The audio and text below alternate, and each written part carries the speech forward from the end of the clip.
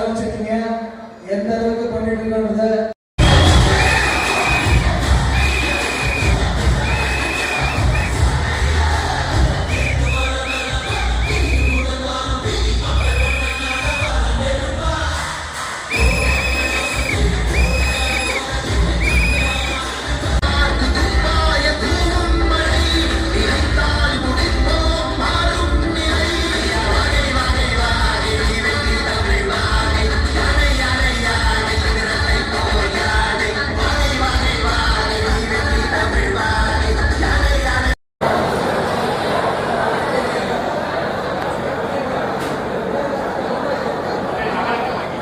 கோபி அண்ணா, பொன்னேரி நகர செயலாளர் கோபி, பொன்னேரி நகர செயலாளர் கோபி, உங்க டீம் ஆளுநர் இங்க உட்கார.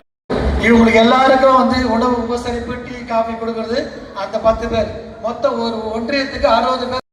தமிழ்நாட்டு லெவல்ல நம்ம வடக்கு மாவட்டம் இது ஒரு அது ஒரு 65 உறுப்பினர் சேர்த்திருக்கோம், 2 தொகுதி சேர்த்து. தமிழ்நாட்டுல நம்ம தான் நம்பர் 1 ஓப்பனர்ஸ் தான். நம்ம இப்படிதான், நம்ம பசங்கன்னா இப்படிதான் அப்படின்ற வார்த்தைகளுக்காக பேட்டிக்கிட்டு இருக்கோம். சார் கண்டிப்பா வருவாங்க. மாவட்டம் 3 நம்பர் எம்எல்ஏ சேஞ்ச். உங்களை பொறுத்த வரைக்கும் தலைவர் உங்களிடமிருந்து நிறைய எதிர்பார்க்கிறேன். ஏனென்றால் அவரோடு பயணித்தவர்கள், அவரோடு எந்த தியாகத்துக்கும் தயாரித்து வந்தவர்கள் இங்கே அதிக பேர் இருக்கின்றீர்கள். உங்களை பொறுத்த வரைக்கும் எதிர்காலம் நமக்கு பிரகாசமாக இருக்கிறது. தொண்டர்களுக்கு ஒரு நம்பிக்கை ஏற்படுத்துகிறது. எதுக்கும் பயப்படாதீர்கள்.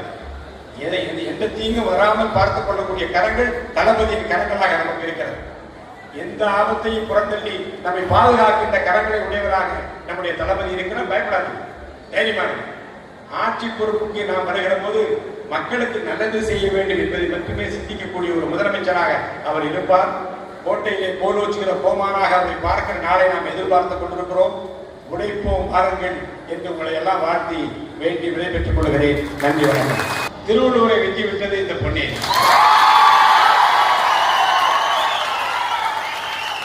ஒவ்வொரு ஊருக்கும் போகிற போதும் பல்வேறு நிகழ்வுகளை நான் பார்த்துக் கொண்டே இருக்கிறேன்.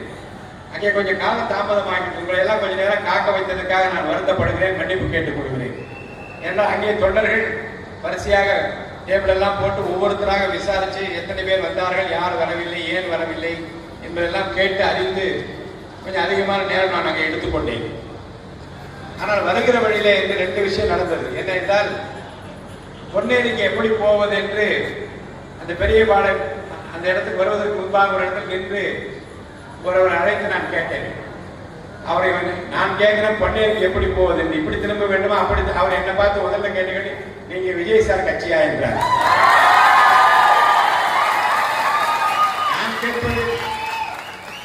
நான் கேட்பது ஊருக்கு போகிற வழி.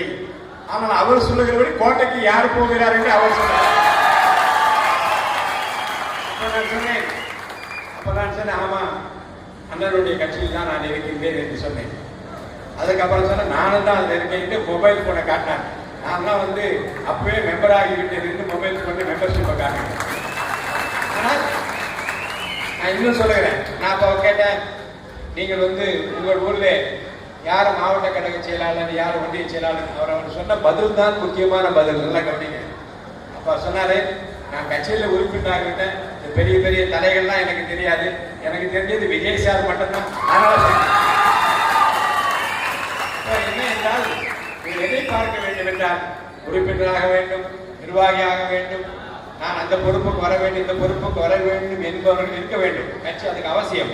அதை தாண்டி எதையும் எதிர்பார்க்காமல் அவர் வர வேண்டும் என்று அவரை நம்பி இருக்கிற மக்களை நான் நாள்தோறும் பார்த்துக் கொண்டிருக்கிறேன். புரட்சி தலைவர் எம்ஜிஆருக்கு மறைவுக்கு பிறகு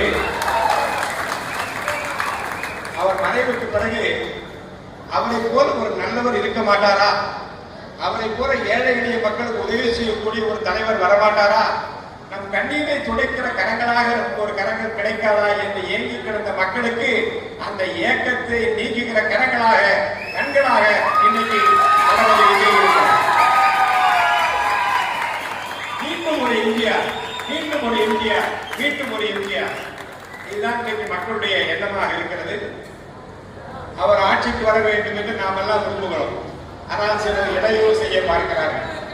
அவர் பெயரை கெடுப்பதற்கு அரசியல் ரீதியாக முயற்சி செய்கிறார். நேரடியாக மோதுவதற்கு பதிலாக மறைமுகமாக மோதுவதற்கு சில பேர் முயற்சி செய்கின்றார்கள்.